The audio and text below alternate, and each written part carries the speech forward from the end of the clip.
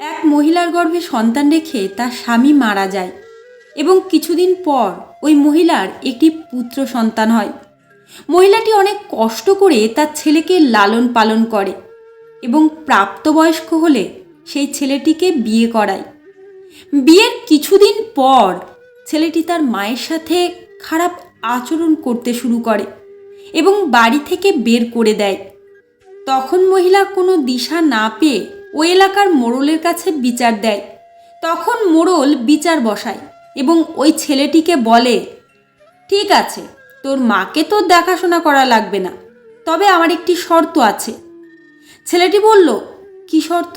মোড়ল বলল, তোর মা তোকে 10 মাস 10 দিন পেটে রেখে জন্ম দিয়েছে, তোর এই ঋণ শোধ করতে হবে।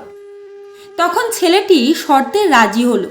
মোড়ল তার পেটে একটা ইট বেঁধে দিয়ে বলল, এটা তুই 10 মাস 10 দিন না 3 মাস তোর পেটে বেঁধে রাখবি, তাহলে তোর অপরাধ ক্ষমা করে দেওয়া হবে এবং তোর মায়ের দেখাশোনা আমি করব।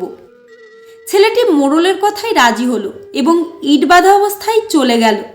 ইট বাঁধা অবস্থায় তার 1 থেকে 2 দিন ভালোই গেল, কিন্তু 2 দিন পর ইট তার কাছে 10 মণ ওজনের পাথরের মতো লাগলো।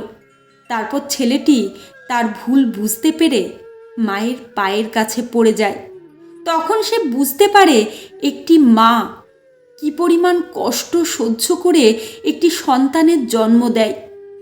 মাকে কখনো কষ্ট দিও না, মায়ের মতো আপন এই পৃথিবীতে আর কেউ নেই।